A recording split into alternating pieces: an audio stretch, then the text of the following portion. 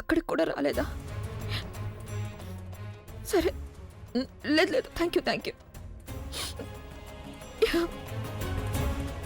అక్క, కృష్ణ గురించి ఏమైనా తెలిసిందా? కరుణ, ఏమీ తెలియలేదు. నేను తన ఫ్రెండ్స్ అందరికీ ఫోన్ చేశాను, అందరూ రాలేదని చెప్తున్నారు. అసలు తను ఎక్కడుందో ఏంటో. నువ్వు కాస్త ధైర్యంగా ఉండు గంగక్క. మన కృష్ణ చాలా బ్రేవ్ గర్ల్ కదా, ఏమీ కాదు తనకి. తనెక్కడున్నా సరే క్షేమంగా ఉంటుంది. నేను చెప్పాను కదక్క, తన నీ మీద కోపంగా ఉంది, అందుకే నిన్ను ఏడిపిస్తుంది. అంతకంటే ఇంకేం ఉండుండదు. ఇంతకుముందు కూడా తను అలాగే చేసింది కదా. నాకేమనిపిస్తుందంటే తన ఇంట్లోనే ఎక్కడో దాక్కుని ఉంటుందని. నేను మొత్తం ఇల్లు అంతా సరిగ్గా వెతికాను కరుణ, ఎక్కడా కనిపించలేదు. నువ్వక్కడ చూసావా మనం గుడికెళ్లే సందులో? లేదు, గుడి దగ్గర చూడలేదు. ప్రతిసారి కృష్ణ కంప్లైంట్ చేయడానికి గుడికెళ్తుంటుంది కదా. నేను పదక్కడ చూసుకొని వస్తాను. పద, అక్కడ చూద్దాం. కృష్ణ, కృష్ణ! చూడండి, మీరు కృష్ణని ఎక్కడైనా చూసారా? లేదమ్మా. కృష్ణ! అక్క, నువ్వు ఒక పని చెయ్యి, నువ్వు అటువైపు వెళ్ళు, నేను ఇటు చూస్తాను. అలాగే. ఓకే? కృష్ణ,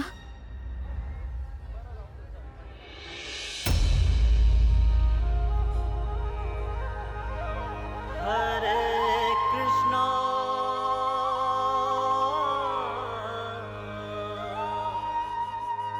హరే కృష్ణ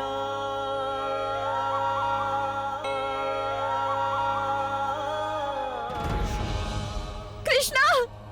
రే కాన్హా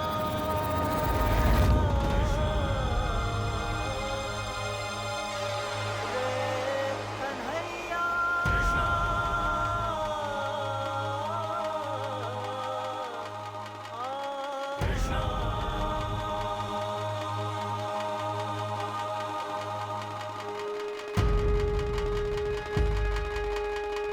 నువ్వంటే ఇష్టమైన వాళ్ళకి నువ్వు ఇలాగే చేస్తావా?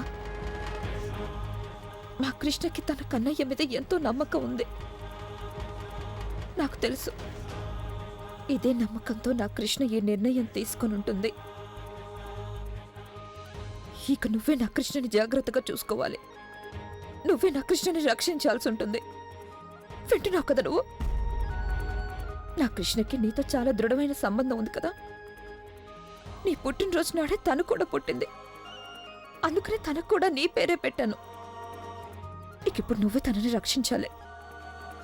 ఒకవేళ తనకేమైనా జరిగితే ఇక అప్పుడు నువ్వు లేవు అని నమ్మడం తప్ప నాకు మరో దారుండదు. నేను ఇలాగే అనుకుంటాను. కేవలం ఒక రాతి బొమ్మని ఇంత గుడ్డిగా నమ్మి చాలా పెద్ద పొరపాటు చేశానని.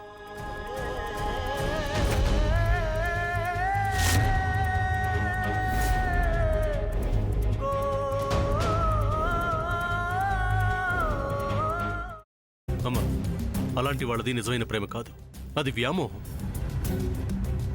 ఎగ్జాక్ట్లీ చిన్నత్త, నిజంగా ప్రేమించుకున్న వాళ్ళు అలా చేయరు. ఎంత మనసు విరిగిపోతే కన్న కూతుర్ని పట్టుకొని మా దృష్టిలో చచ్చిపోయా ఉంటుందా తల్లి? అది సరే అమ్మా, తన కూతురుతో తన మాట అనేటప్పుడు ఆమె మాటల్లో వ్యథ, కళ్ళల్లో బాధ గమనించావమ్మా? పెద్దబాబుకు బర్త్డే విషెస్ చెప్పు కూడా వెళ్ళాం కదా. ఊరికే ఎలా కాలిపోతుంది? మంట పెడితేనో పడితేనో తగలబడుతుంది.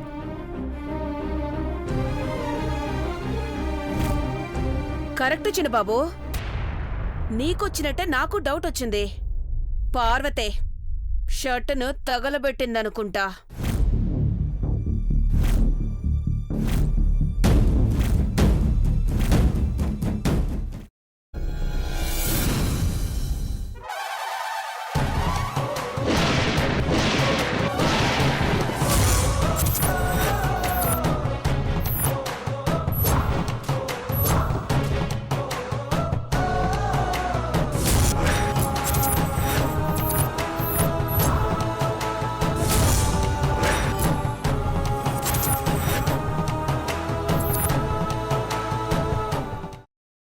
తర్వాత పొట్టు తీసేసి చాప్ చేసి పక్కన పెట్టుకోవాలి.